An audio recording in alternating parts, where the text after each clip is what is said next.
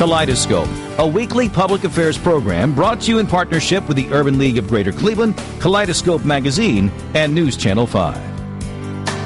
Good morning, everyone, and welcome to the broadcast today. The director of the Cuyahoga County Department of Children and Family Services will talk this morning about National Foster Care Month. Deborah Forkis will also explain how you can become a foster parent to children in the county's foster care system.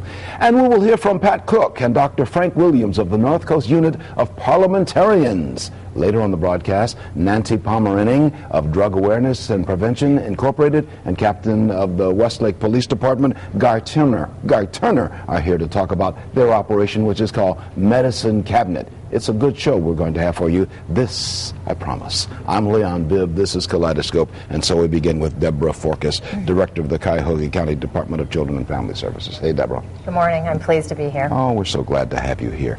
This is National Foster Care Month. First off, let's explain. What is foster care? Well, foster care is a protective service, and when the Department of Children and Family Services takes custody of children, and that would be because they're abused and neglected and not safe in their own homes, we first look for relatives. But in the event that we can't find a relative, we will place children in foster care. And foster care means it's a one-parent or two-parent home, and it's a person that's been trained and is willing and ready to provide a loving, nurturing environment for the children. This can make all of the difference in a child's life. Absolutely, all the difference. How many children do we have in Cuyahoga County who are in foster care? Well, we have approximately 1,685 children in our custody, which is a lot of children. Yeah. And the bulk of them are in foster care. Usually it's around a third to two-thirds. We try very hard to find relatives where we can, but when we can't, then we do a match on a perfect foster parent for those children. This is National Foster Care Month. Now that means there is especially a big push to get these kids into homes, right? Big push for recruitment and a big push to celebrate all the hard work that our foster parents do. Why are some of these kids end up in foster care? What happens in their lives? Well, generally what happens is we get a referral, which is 696 Kids, which is our hotline, and we go and we do an assessment. If those children are not safe in that home, we remove them. We go to court, and the court gives us an emergency custody, and that's when we start looking for the perfect placement for them. And you would also like to get these youngsters adopted as well. That's our ultimate goal. Our ultimate goal is adoption, and many of our foster parents do adopt. You brought some photographs with you, which we want to put in. This is called the Moving Hearts Gallery. And tell us about what this means, the Moving Hearts Gallery. The Moving Hearts Gallery is a gallery showcasing our children that are ready to be adopted. And these children, we have no identified adoptive person for these children. And many of these children, as you can see, are either singles, meaning they need to be adopted by themselves, or they're with their siblings. And we're really focusing this year on children who need to remain and be placed and adopted with their brothers and sisters. As we look at these photographs, what do you tell people out there who may be contemplating or may not have contemplated being a foster parent or an adopted parent? What do you tell them? I show them the pictures. I think they speak for themselves. These are happy, wonderful children, and they have done nothing to come into our system. It has to do with their parents, and they deserve permanency in a forever family. They're wonderful children. They go to school. They're just like everyone else's children, but unfortunately, due to circumstances, they've been abused and neglected. Somebody out there is saying, well, maybe I can be a foster parent. Maybe I can even be an adoptive parent. I know somebody is saying that right now. How do they begin? Well, the first thing that they do is they call our recruitment line, which I believe the number will be put up on the monitor. And they call, and we start talking with them. We have a conversation. You have to be 21 years and older, and you have to be stable. And the first thing that we do is we talk to them about our children, about themselves. There are classes that have to be taken.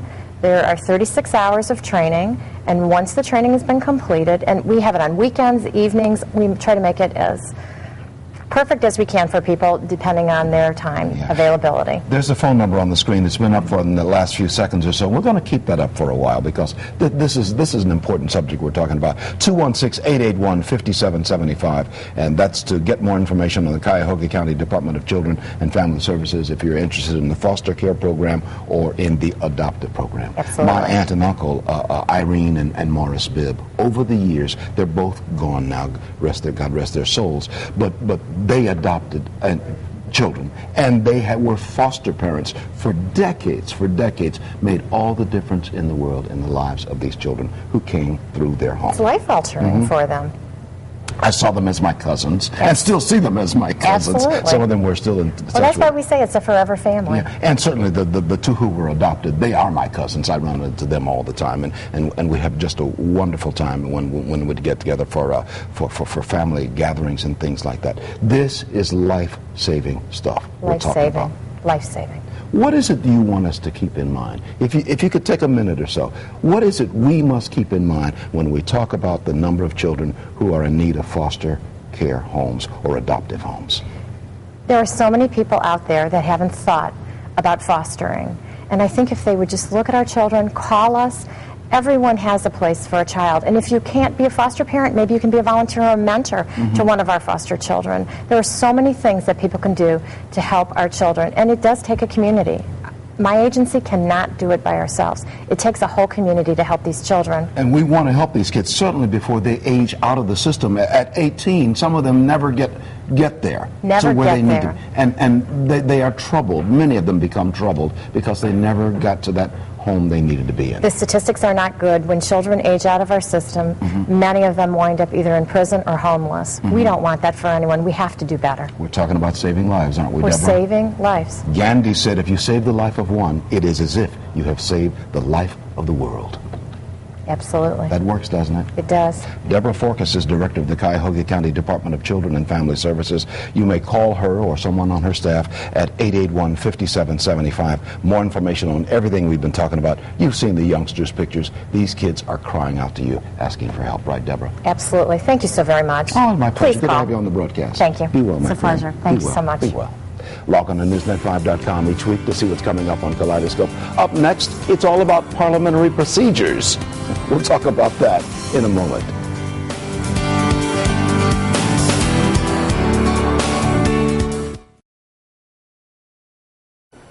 They call me the vulture because I eat basically anything. And the money I save goes straight to my new kitchen. If I scavenge now, I'll feast later. We all make sacrifices for something greater, but every dream is unique. That's why we ask about yours. Fifth Third Bank, the things we do for dreams. Hit by a truck driving on the wrong side of the road. What you have to go through because of someone's stupidity. The insurance company fought Cindy's claim for nearly 2 years.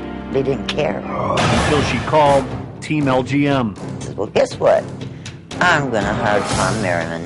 We had a very aggressive strategy, and 3 weeks later, they settled the case. 3 weeks compared to 2 years. You can't beat that. Make my team your team. It's the Race for the Ring. From our championship team at Gymnastics and Cheer World in Broadview Heights to you, our hometown team. Come on, guys. Bring home the ring. Race for the Ring Sports Report, weekdays at 6 and 11 on News Channel 5.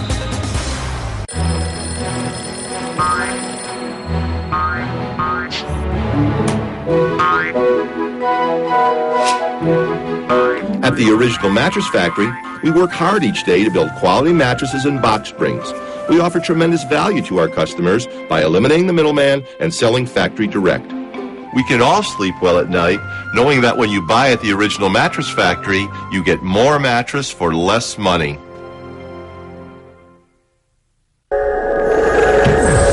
Cleveland radar engaged.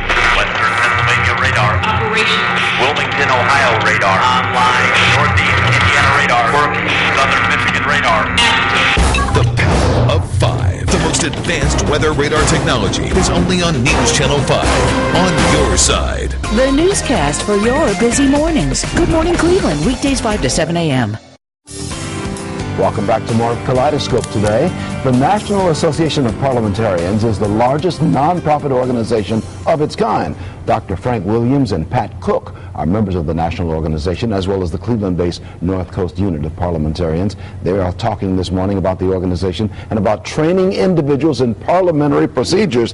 Pat Cook is the past president, and Dr. Frank Williams is parliamentarian of the North Coast Unit of Parliamentarians. Good to have you. Good to have you with us. Thank you. First off, let's begin, Madam Past President, if I can use the terminology. That's fine.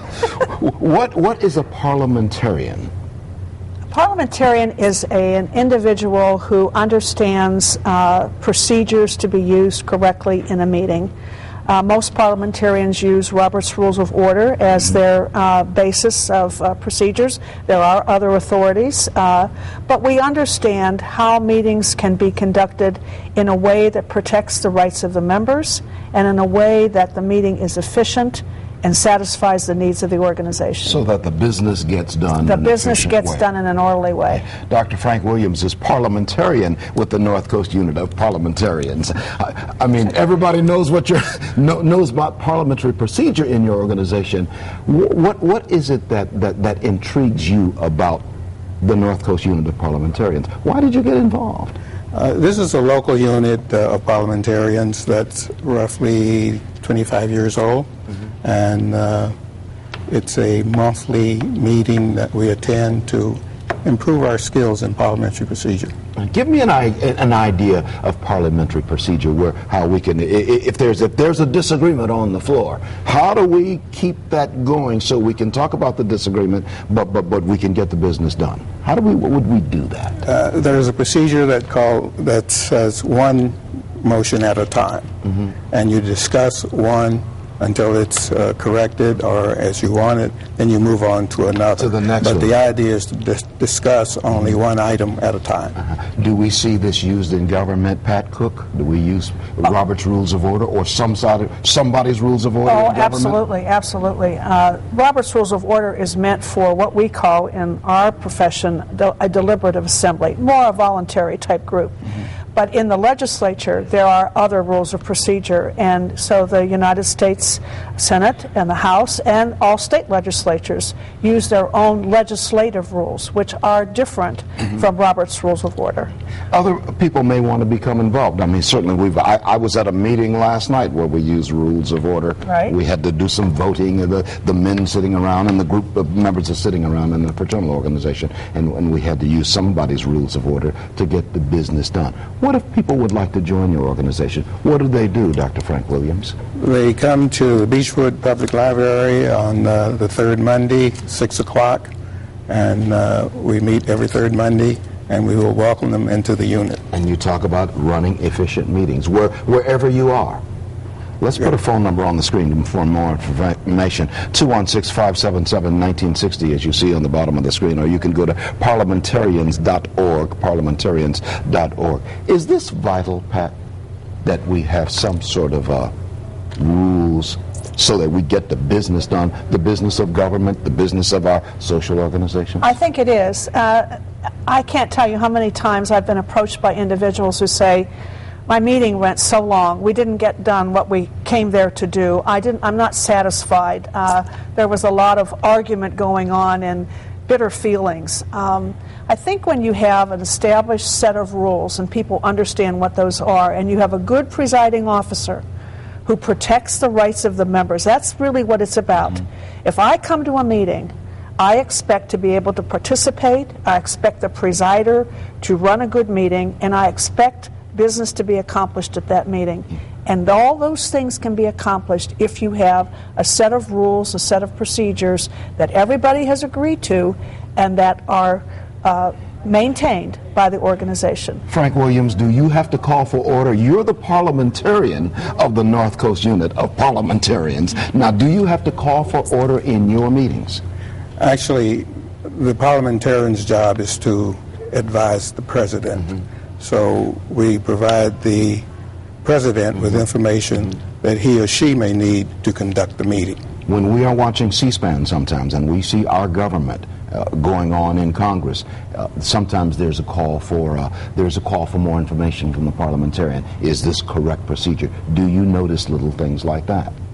Yes, actually, as parliamentarian to the unit, you're supposed to notice everything that's happening and advise the president as to how it's handled. So your doors are open to anyone who would like to come in and learn parliamentary procedure or talk about parliamentary procedure and help their fraternal organizations, their whatever going on, anywhere there is a meeting. Your doors are open for that, right? Yes, we encourage anyone to come. And when do you meet? Which Monday do you meet? The second Monday. Third Monday, I'm sorry. Third Monday at the Beechwood Library. 6 o'clock. Yeah. Give us a final thought. Take about 10 seconds and say why this is so vital to you. It's vital to me because I am a person who belongs to a lot of organizations, and my time is precious. And when I attend a meeting, whether it's just as a member or as a leader, I could be a committee chairman or I could be an officer, I want to make sure that our work is done well and we protect our organization and our member rights. Frank, if we're all arguing over a point, we're not getting anything done, are we? Absolutely. We need some procedures. Yes. Ladies and gentlemen, Pat Cook, who's past president of the North Coast Unit of Parliamentarians, Dr. Frank Williams, who's a parliamentarian with the North Coast Unit of Parliamentarians. Good to have you on the broadcast. 577-1960, as you see at the bottom of the screen. More information, you can reach these good people. Thanks for being on the broadcast. Thank you so much for having us. I feel that we have remained in order. Yes. We'll cast the vote after this. I got to take a break. Thank you.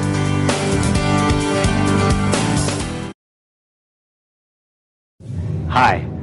You can't tell by looking at me, but I'm a con artist. I look like someone you can trust. I'm your friend. I'm your neighbor. I go to church with you. And when you put your faith in me, and you will, I'm going to take you for everything you've got. Before you put one dime of your hard-earned money into an investment, contact the Ohio Department of Commerce Division of Securities. It's back! Donato's Big Value Box, that is. And it's ready to turn a little bit of money into a whole lot of meal.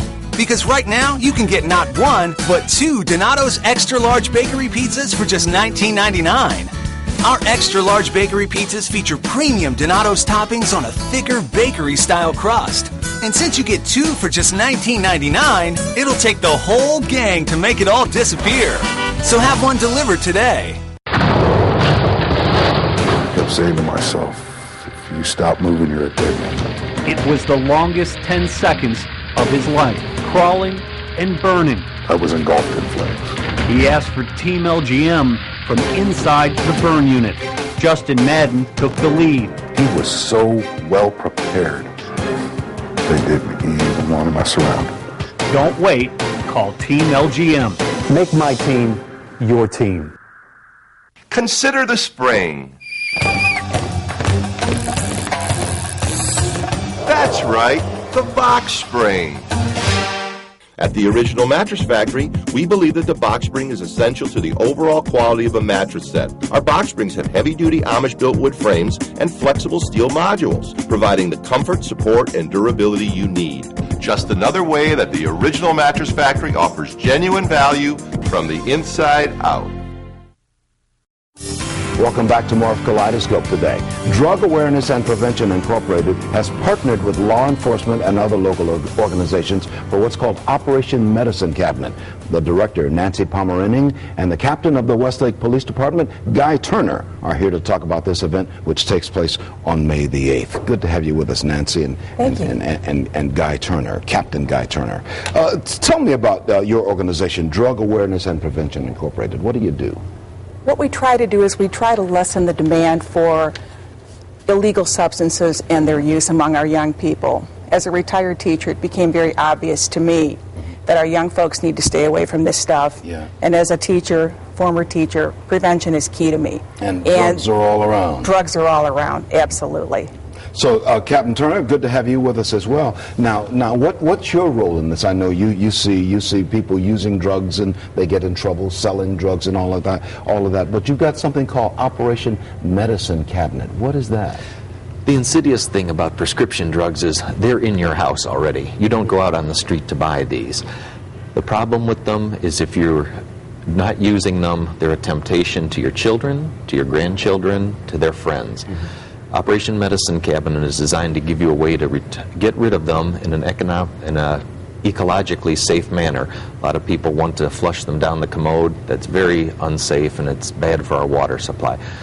If you will come to one of our 42 locations, we will take them off your hands, we'll catalog them, and then the ArcelorMittal steel mill will burn them up for us. What happens if we were to flush them down the toilet? You see people talking about that all the time. I just threw them down the toilet. I wasn't taking them anymore. What happens when that happens? What happens is they end up in our water supply, and we are finding more and more medical substances in the water supply. No one has yet quantified how much is necessary to have a bad effect, but it is very concerning that we drink our water and old medicines are floating in there. So you have a relationship with the Westlake Police Department, your organization and the Westlake Police Department. Yes, we do. Now, what's going on? What happens with this relationship? Well, what happened is, I have to give the Westlake Police Department kudos. The Westlake Council of PTAs did the first Operation Medicine Cabinet 2 years ago. And as a person looking for ways to prevent young people from taking part in experimentation, we decided that we had to find proactive strategies that were easy for folks to do. And this is something that's very, very effective because we are discovering that prescription medicine abuse is the fastest growing trend among our young people. They perceive these pills to be safe because a doctor prescribed them. They're prescription medicines. They don't understand that they're very dangerous. Captain Turner, what you want to do is get these old medicines that almost everybody has in their medicine cabinet, get them tossed out and get them taken to a safe place where they can be discarded properly. What kind of safe places are we talking about? I know you guys you've got drop-off locations. If you live in the city of Cleveland, you can take it to any of the district police stations.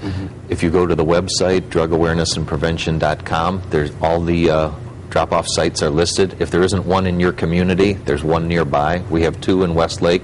If you have to come to Westlake, we would be glad to take them from you because our job is to prevent crime. And if we can prevent a tragedy or prevent a crime, that's what we'd like to do rather than lock somebody up. And simply drop them off at a police station. You can do that too, and you men and women who work in the police station will dispose of them properly. Everybody will be expecting you on May 8th. I know on May 8th, Saturday, seeing that we've got Westlake here, Clegg Park Cabin, that's at the northwest corner of Clegg and Hilliard. You can walk in and drop off your medicines. That's on Saturday, May the 8th. Or you can go to the Westlake Fire Station, which is at 2110 Columbia Road. That's another drop-off location. It's a drive-through. If you have a mobility problem, you'll pull right through the fire bay and we will take them off your hands.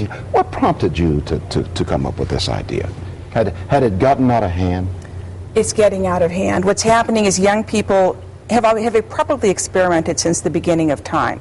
But what's happened is prescription medicines are so much easier to get your hands on now. They're prescribed more than they ever were before.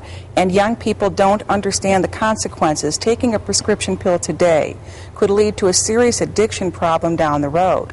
In fact, what's interesting is some of our law enforcement partners are telling us that as a result of opiate-based prescription medicines like OxyContin and Vicodin, young people, when they can no longer afford to buy the pills on the street because they're $1 a milligram, which is quite expensive, they're turning to things like heroin to get that same effect, which is even more dangerous because you don't know what's in that. We got to stop it early. I got 30 seconds remaining. Captain Turner, tell me, how are these medicines destroyed?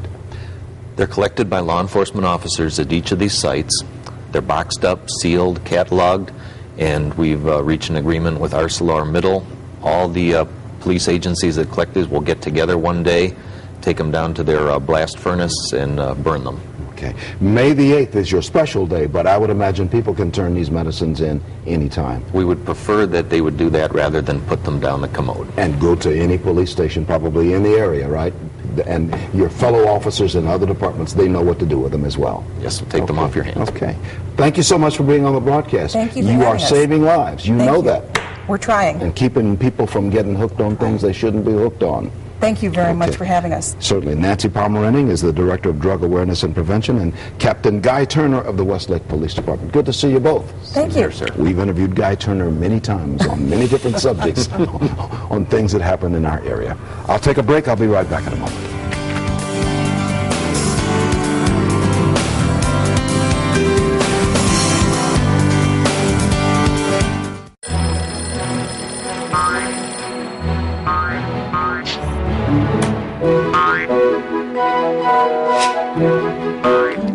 original mattress factory, we work hard each day to build quality mattresses and box springs.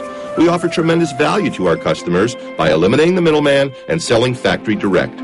We can all sleep well at night knowing that when you buy at the original mattress factory, you get more mattress for less money.